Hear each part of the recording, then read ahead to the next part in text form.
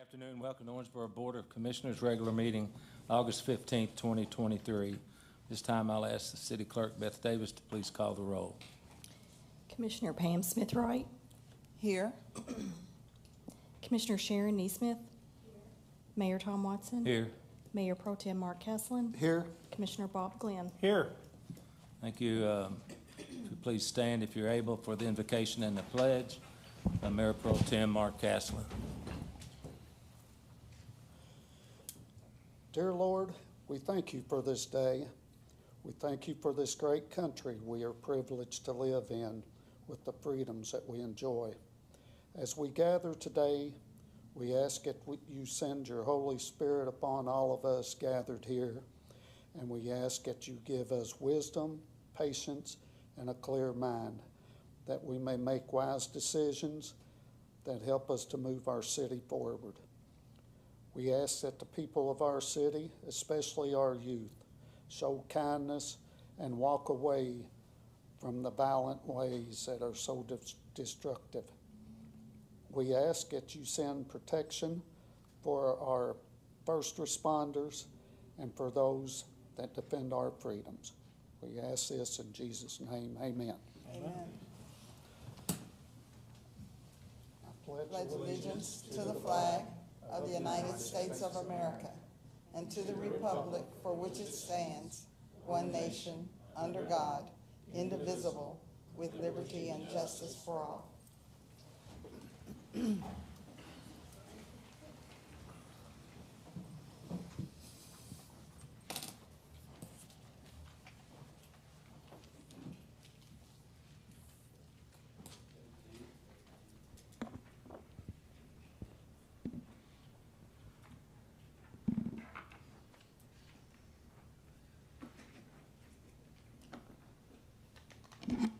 Okay, the next item on the agenda are a couple presentations. Pretty loud, isn't it? First one will be Robin Miller. Ms. Miller, you want to come forward, please? I'm going to read about you.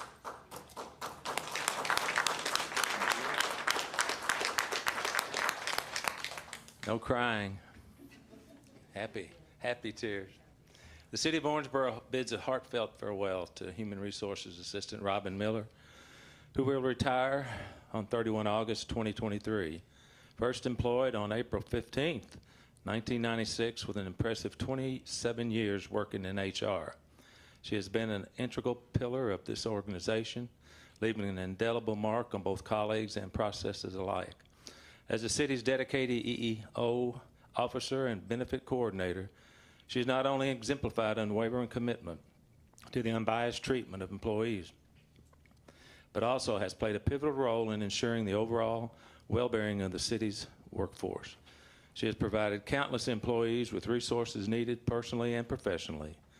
Robin is not only known to have been rescued from the elevator at City Hall, a couple of times you say? Cool. Which one? The one in, oh, good, okay. Let's see. Also, she's infamous for a fire alarm she turned on while reheating food in the break area microwave. She's got all kinds of talents. As she embarks on this new chapter of her life, her legacy of expertise and dedication will be cherished, and her impact will resonate long after she retires. All right.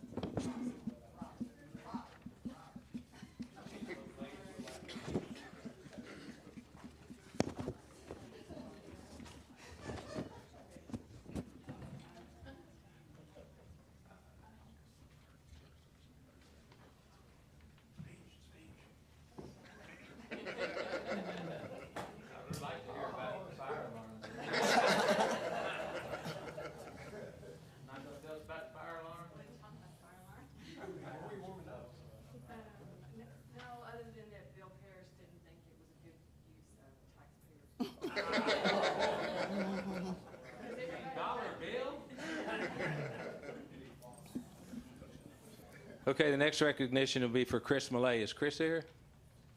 Oh, there he is. All right. You look like a Malay. Did anybody ever tell you that? After 15 years of service to the city of Owensboro, Chris is setting his sights on a well-deserved retirement.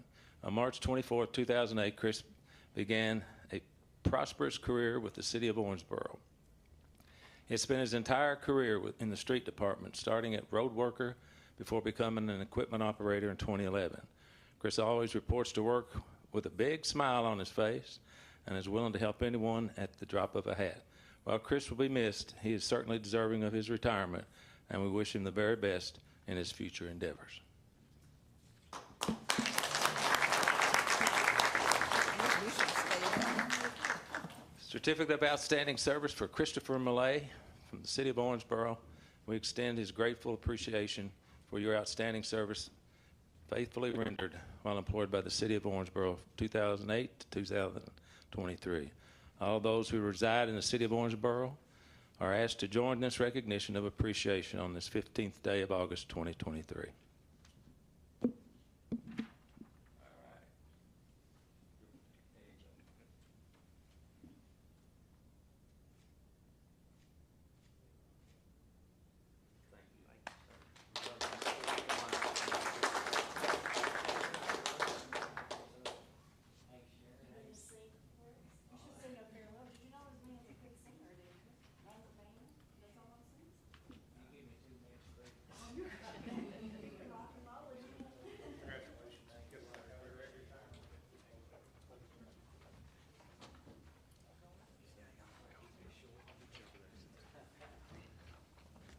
They said that they wanted to do 8 minutes, so this is going to be a bull ride. It's 8 seconds. So, anyways, I really appreciate the opportunity you guys gave me back in 2008 to join the city team. I thank you very much, and you guys have been an inspiration. Appreciate everything we've done, and I've enjoyed my time here. Thank you very much. God bless.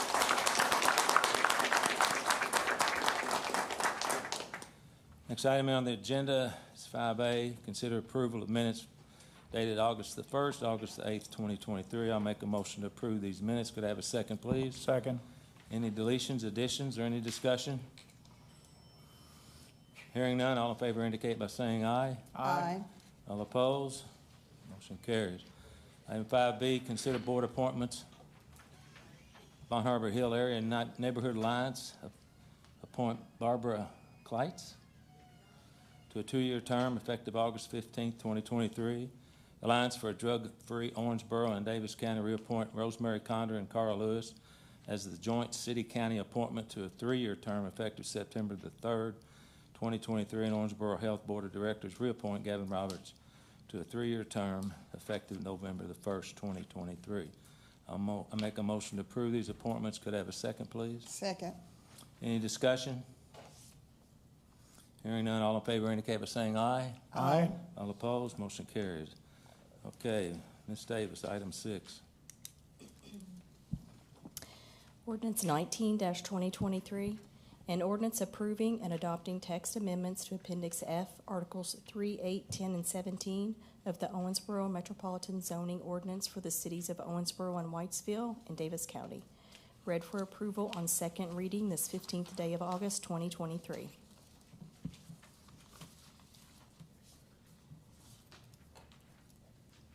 All right, I'll make a motion to approve. Could I have a second, please? Second. This is a roll call vote. City Manager, do you have anything? Mayor, just to acknowledge that this is various changes to the zoning ordinance. Owensboro Metropolitan Planning Commission Executive Director Brian Howard presented these changes in detail at our last meeting. Not heard any questions or comments or feedback since then. However, Melissa Evans, who is the OMPC Executive or Associate Director, is here and can address any questions should you have them. Thank you. Any questions? Ms. Davis? Commissioner Smithroyd? Aye. Commissioner Neesmith? Mayor Watson? Aye. Mayor Pro Tem Caslen? Yes. Commissioner Glenn? Yes. Thank you. Item 7, ordinances, first reading. There will be no vote. Ms. Davis?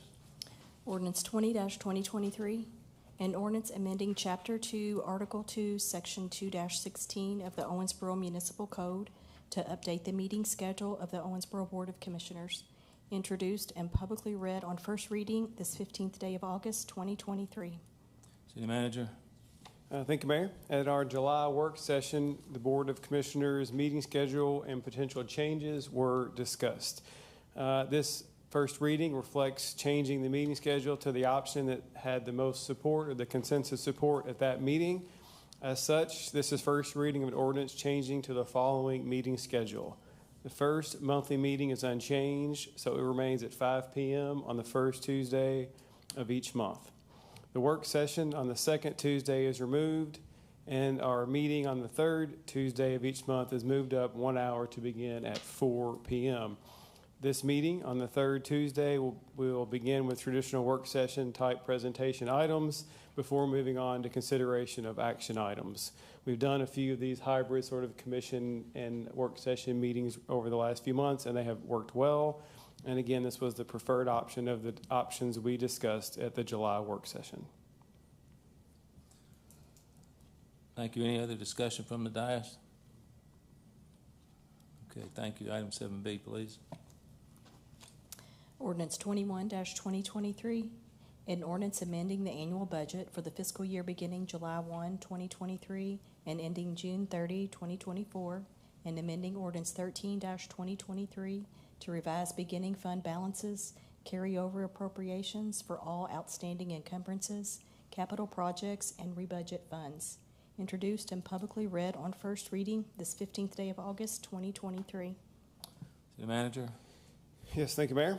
This is first reading of our typical carryover budget amendment. We do an equivalent amendment every year early in the fiscal year because it accounts for projects in progress that were not finished at the end of the previous fiscal year on June 30th. It also provides updated balances for the various funds based on actual performance last year instead of the estimates that we used when we compiled the budget several months ago. These are very normal continuation items from last year. Just one new item worth mentioning. This amendment includes a new appropriation of $92,500 to the airport for a grant match for a taxiway rehabilitation project. The airport submitted this item during the budget process, but I missed it, so my apologies to them. Everyone's comfortable to add that to this amendment. So that's really the only new item that wasn't from last year's budget carrying forward. And so other than that item, this is a typical amendment, and staff is happy to answer any questions you might have. Thank you. Any questions? Hearing none, thank you. Municipal Order 8. Ms. Davis.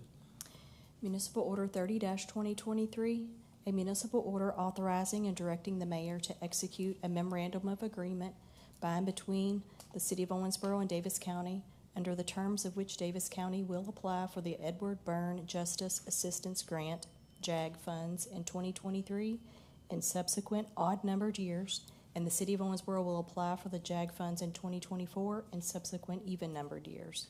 Read for approval on one reading this 15th day of August, 2023. Thank you. I'll make a motion to approve. Could I have a second, please? Second. City Manager. Yes, this municipal order approves an agreement with the county for the 2023 Edward Byrne Justice Assistance Grant. For this particular grant, the city and the county alternate which entity or agency applies each year. 2023 is the year the county will apply. This MO also includes an updated agreement better recognizing how the city and county alternate years, with the city applying on even-numbered years and the county applying on odd-numbered years. Any other discussion? What's this money go towards? This will be a county year, Mayor. I believe Well, they're going to do when it for... when it becomes our year. Let's just put it that Yeah, way. various things. I know last year, I think we bought some equipment. I think the county's planning to purchase MD mobile data terminals this year. I didn't mean to upset you. Mobile data terminals, tasers, rifles, things like that. Okay, great. So this goes towards police? Yes, it's a public safety grant. Okay, public safety. Any other questions? Yes. Thank you, sir. Commissioner Smith-Wright. Are we sure that the county's agreeing for us to rotate back and forth? We are. We did update the agreement, but this particular process where alternating years has been in place for a considerable amount of time, predating me. Yeah. So we tweaked the agreement, and both parties are okay with the tweaks, but it really just better encapsulated what we've actually been doing. Okay. Anybody else? Okay. All in favor indicate by saying aye. Aye. All opposed? Motion carries. Thank you. Item 9, city manager items. First is the financial report for the month of June, which Angela Waninger will present. Since June is the last month in our fiscal year, this month's report will represent the summary for the 22-23 fiscal year. Ms. Waniger. Yes, Mayor and Commission. Happy to give the financial report for the fiscal year end. And I'll just remind everyone, obviously it's unaudited numbers at this point, but they've always been pretty accurate in the past. So with that, we'll get to the first slide. This is admittedly a busy slide. This slide is an excerpt from page 3 in the financial packet. And like I said, it's just a piece of the financial page. This represents a condensed, unaudited version of the general fund financial statement for the 12 months ended June. The city ended the year with a surplus of $6,100,689. And we will cover the major components of both the revenues and the expenditures in subsequent slides. As we go through the discussion, there will be several large variances to address. These large variances are all due to the timing of ARPA funding, both in the revenues and the expenditures. So for the next slide, this depicts a summary of the revenues for the month of June. Actual revenues of $4,336,149 were lower than the budgeted revenues of $12,369,313. This represents a variance of $8,033,164. This variance is due to, which I just mentioned, the timing rather, of transfer of funds from the ARPA fund. These funds are budgeted at $8,274,176, hence the large variance. This variance is also partially due to lower net profit fees and property taxes.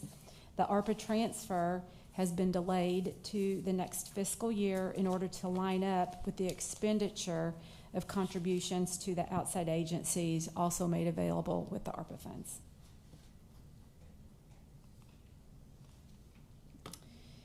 This slide is the 12 months ended June. Total actual revenues of $70,521,071 were higher than the budgeted revenues, or lower rather, I'm sorry, than budgeted revenues of $74,107,982 for a variance of $3,586,911. This variance is primarily due to higher net profits, occupational withholding, and property tax and interest income, which is offset by the timing and transfer of funds from the ARPA fund. You will have seen the ARPA transfer reflected in the general fund budget amendment that we just covered. So to go into a little more on the revenues, to cover them, because we did have a really good year and that previous slide didn't really do justice, to explain our revenues. So just briefly, I'd like to say we had a record year in each of the revenue categories reflected here on this slide, all occurring with no tax increase. The increased revenue streams are due to the diversity and health of our local economy, as well as to organic growth. I'd like to touch on each one of these. The property tax activity, as reported here, is actually made up of ad valorem, personal, bank shares, franchise, and vehicle property tax. The property tax revenue has a favorable variance to budget of $204,683. This is primarily due to the higher vehicle tax, which is collected by the county. The property tax revenue has grown steadily every year. The next item is the occupational withholding tax. It also continues to grow steadily. We had a growth of 3% in the general fund and 3.4% overall from prior year. As I have mentioned before, the occupational withholding is the best indicator of the health of our local economy. Also, this is by far the highest net profits the city has ever seen. Our net profits were $5,847,450. That's a 28.7% higher than prior year. This revenue stream, since it's less predictable, while it's based on local activity, it's more reflective of the parent company and their current tax situation. So you will see that we continue to conservatively budget this revenue stream. The insurance license fees also continues to grow. As insured values and insurance premiums increase, so does this revenue stream. We had a record year also for interest income. With the current Fed Fund target rate at 5.5%, we have been able to earn a higher level of interest income from our local banks as well as investments made.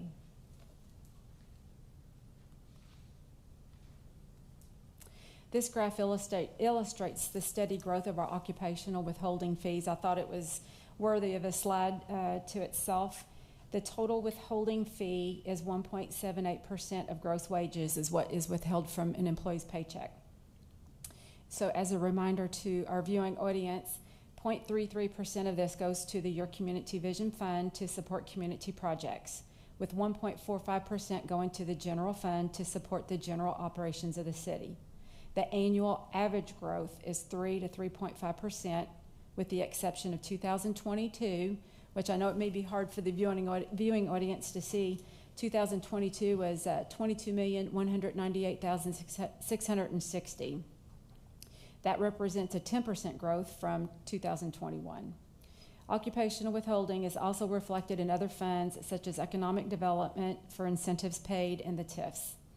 Total occupational withholding for the city for fiscal year 2023, which is $22,875,091, equates to $1 billion, sorry, the numbers get pretty big.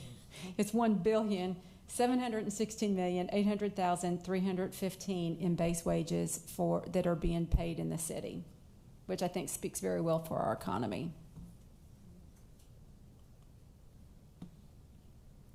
Okay, so now we'll shift to the expenditures.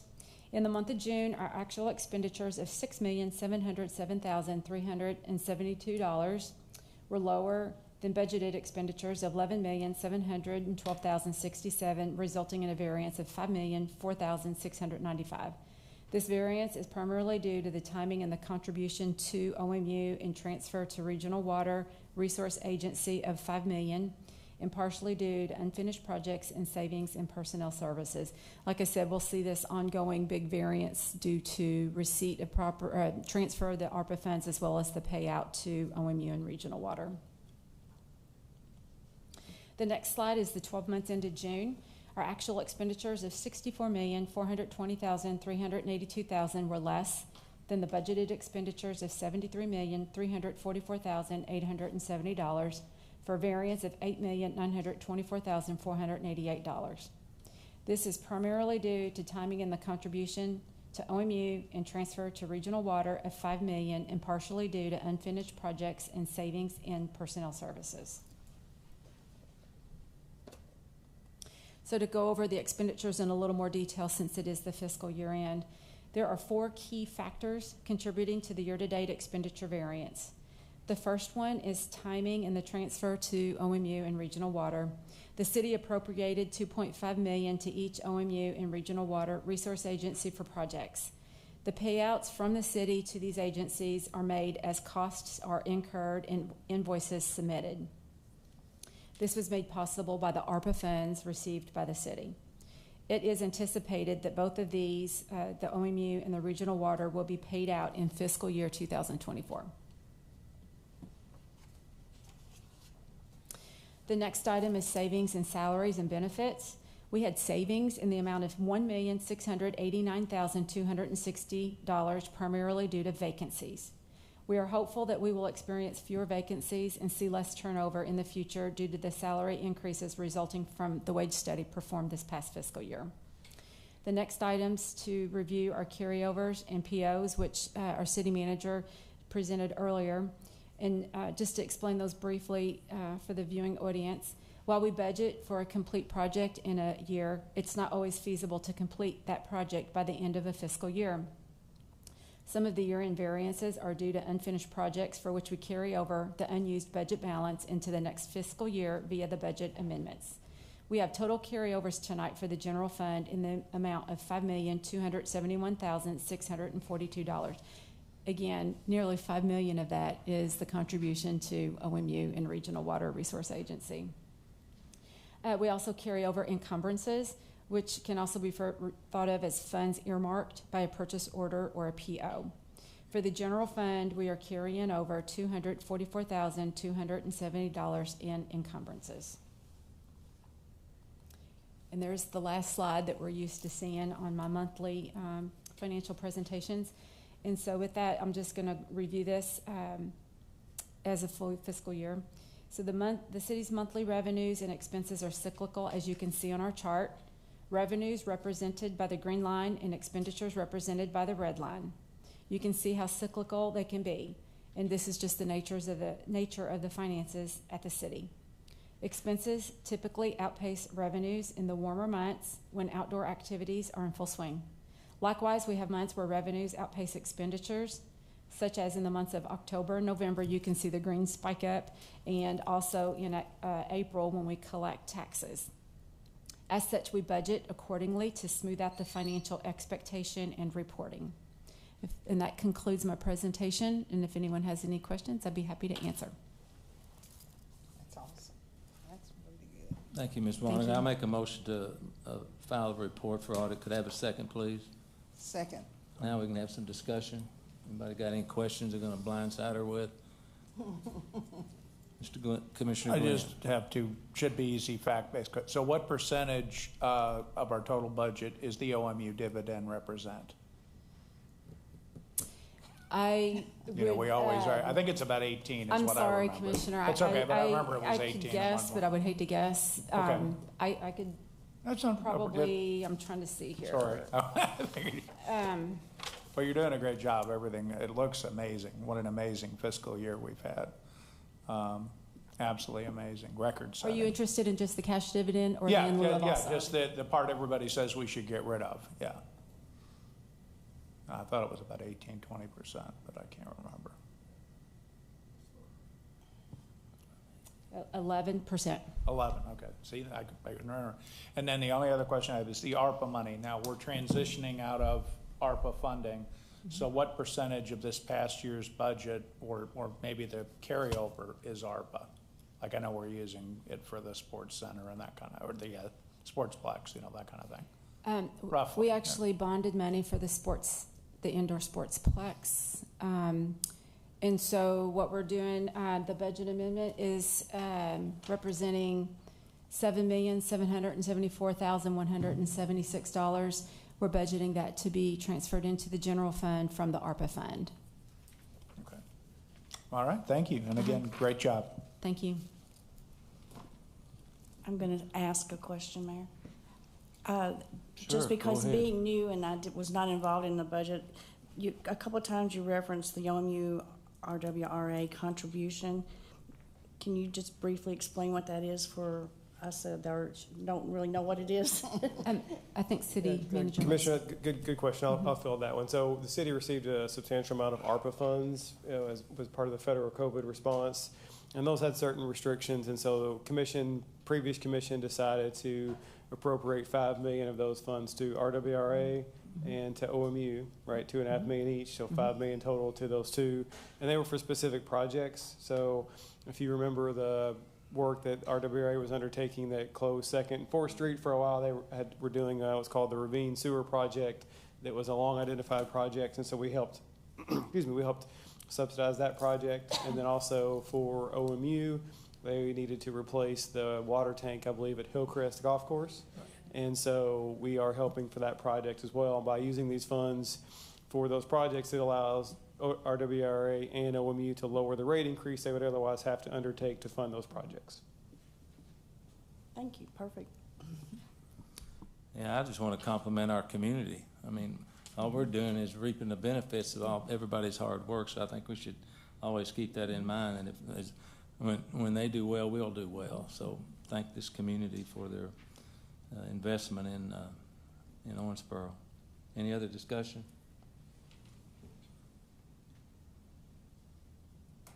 Okay, all in favor indicate by saying aye.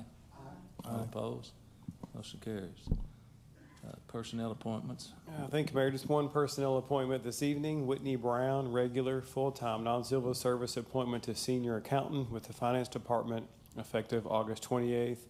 So Whitney has completed her probationary period and is transitioning from probationary status to regular status. Thank you. I'll make a motion to approve. Could I have a second, please? Second. Angela, is that Popcorn down there? Is that who that is right by you? Whitney Brown, no, that would be Whitney McFarland. Okay. Whitney actually was in addition to the Finance Department when we went live with the TIFs. And so Oh, okay. I she got you. transitioned over to assist with that extra workload. All right. Thank you. You're welcome. Any other discussion? Hearing none, all in favor indicate by saying aye. Yes. All opposed? Motion carries. Thank you. City manager comments. Yeah, Mayor, a couple of comments. First, I'd like to acknowledge Mr. Jeff Bell. Jeff is our new IT director. You may remember he was on the agenda for approval a couple of months ago, and as we talked then, we restructured our IT department and took the position from an IT manager up to an IT director. So Jeff is here. Jeff, you please wave. This is week 3, I think, for Jeff. So is that right, week 3? What's Yes. your extension, by the way? Yeah. So we're pleased to have Jeff. He served 14 years as the IT director of Madison before transitioning over to join us this year. Welcome, sir. Second comment tonight is I was notified earlier this month by the International Institute of Municipal Clerks that our very own city clerk, Beth Davis, has earned the designation of Certified Municipal Clerk. The designation requires demanding educational requirements and a record of significant contributions to their city, state, and community. There are not a whole lot of them in Kentucky, I know, so definitely glad to see Beth acknowledged for her hard work.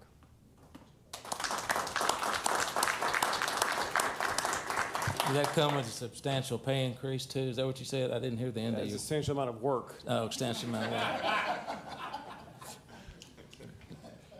And that concludes my comments, Mayor. Thank you. And we've been together a long time, haven't we, clerk?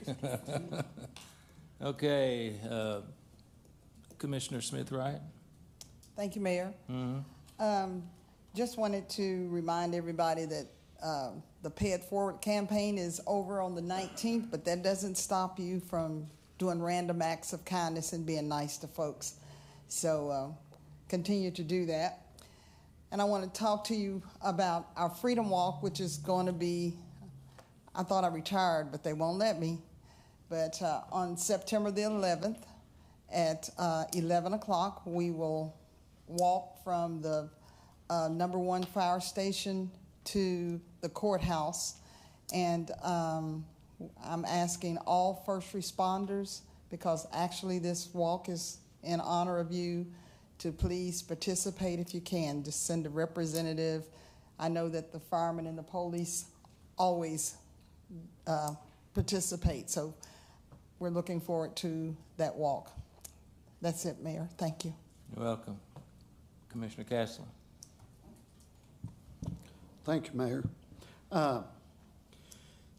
Went to a few different activities this past week. One was the Hollywood Independent Awards show there at the Bluegrass Center.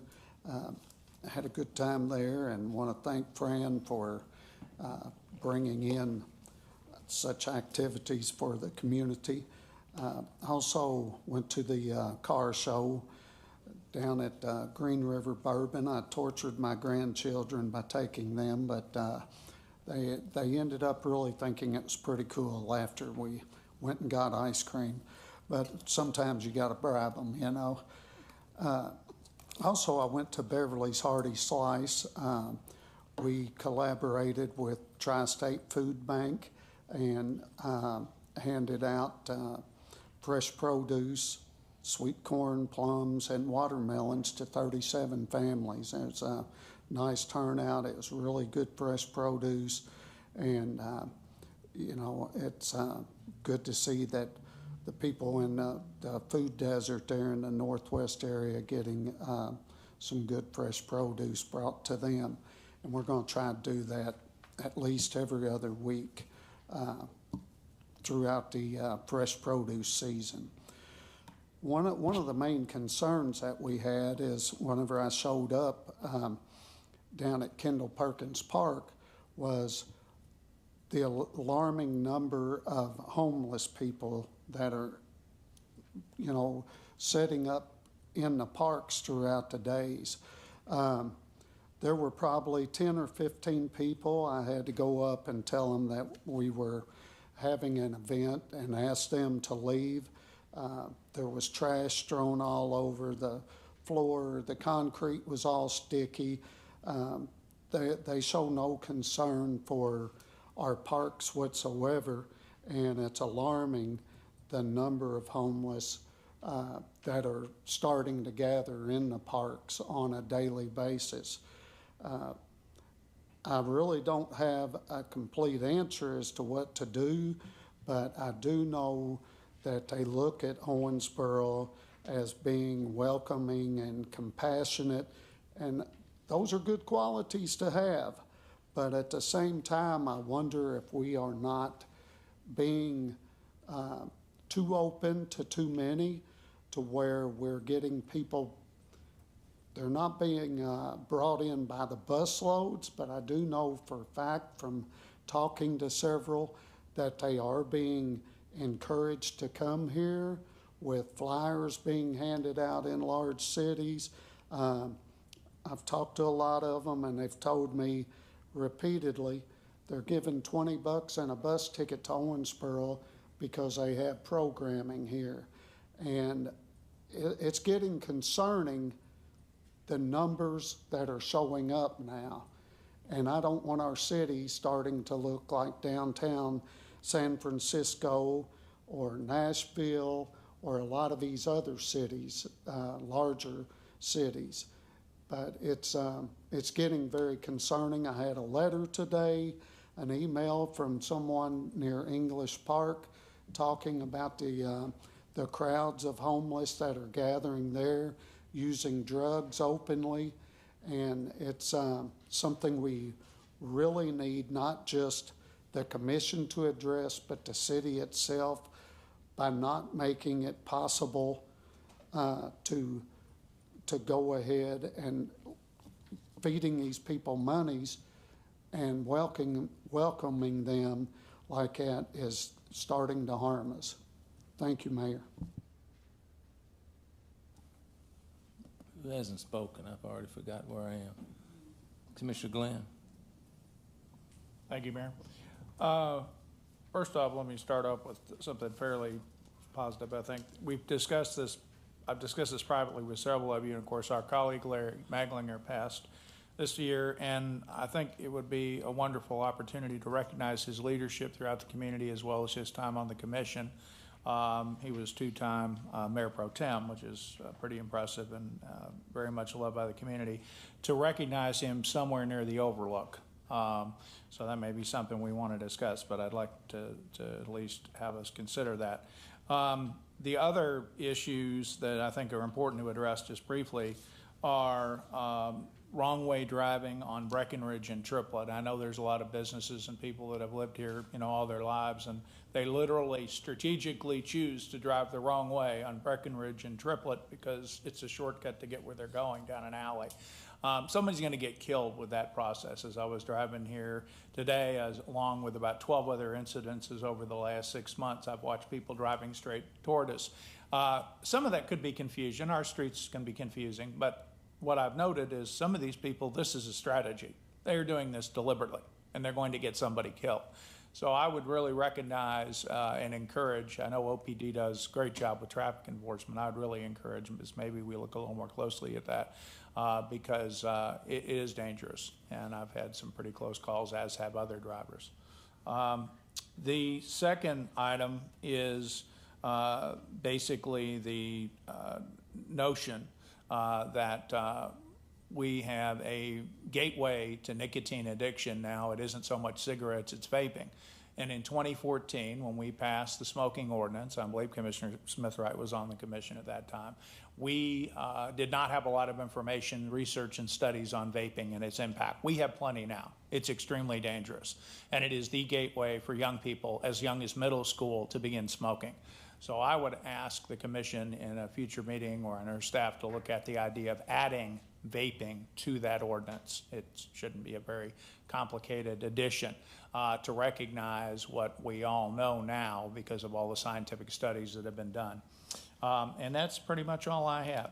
I would say I'm happy that Burger King is going to be rebuilding on Triplet, and I'm also glad that the company that owns that spot has cleared the property of the what was left of that Burger King. But I think that'll be a wonderful addition to an area that's somewhat starved for retail, so that's great. And that's all I have. Thank you. Commissioner Neesmith. The only comment I'd like to make is regarding the homeless. The English Park area is being looked at as far as what can happen to make things better there, to have more people coming out to see things like movies on the river, that type thing. There are two very dedicated citizens that are going to work with the Northwest Alliance to see what they can do to have more programs and activities there. And, obviously talking with Tim Ross and just getting things going so that maybe it's not a nice place to hang out and do your drugs. You want to move on down the road. So not necessarily move out, but at least move down the road. So it's it's encouraging to have the citizens come up and to say, what can we do? So they will be meeting in the Northwest Alliance for sure on the August meeting that they're having, and to discuss ways that they can start bringing that area back to the glory days of it was. We used to have a bluegrass festival there at some point in time. So hopefully that's a positive way to bring the neighborhoods back for the people that are actually living there, and to encourage our homeless to look for other opportunities to move on or to help themselves. That it? Thank you. Well, I was going to ask for more money for the alliances, because the alliances are great. I'm being new, and obviously I don't know anything, but the renovations that they're doing in each of the areas, like the Triplet Twist area, and now they're working on in the First Street area. That is really remarkable, and hats off to that department. They've really done a good job, and I've actually had people come to me and say, "How do we get our community in on that list?" So I told them I don't have enough pull yet, but I'll let them know. Thank you. As far as the vaping, Commissioner Glenn, I've already talked to Clay Horton. He's going to come and do a presentation, either at a work session or at a meeting, to begin to address that. It's certainly a topic of interest to him. And I will say I went to Beaver Dam Amphitheater, listened to our symphony and the Beach Boys tribute band, and it was one of the most entertaining evenings. And there probably was 100 people from Owensboro over there. It was just great weather, and Heath Eric does a good job of bringing pretty nice stuff over there. So I wanted to commend him for his efforts and thank our symphony for going over there. Now, they were a little hot up there underneath that roof they had, but they were wonderful, and a good time was had by all. Okay, at this time, we'll go into open public forum. Members of the audience are invited to address the City Commission on any matter that is not on tonight, public concern that was not on tonight's agenda. Comments are limited to the issues within the scope and responsibility of this commission. Commission meetings are held to conduct city business for the benefit of Owensboro citizens, residents. At this time, anyone who wishes to address the City Commission, please make their way to the podium. To be recognized, speakers must limit their comments to 3 minutes or less and state their name and address for the record. So we have open mic.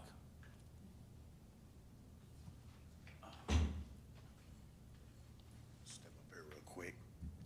Rafe Buckner, 728 Sycamore Street. I'm the chairperson of the Northwest Neighborhood Alliance, and I just kind of want to add to what Mark was saying earlier about the homeless. And I want to kind of lead with this. So we represent an area that most people in that area are a couple paychecks away from being homeless. So we're sympathetic to most folks' plight dealing with that issue.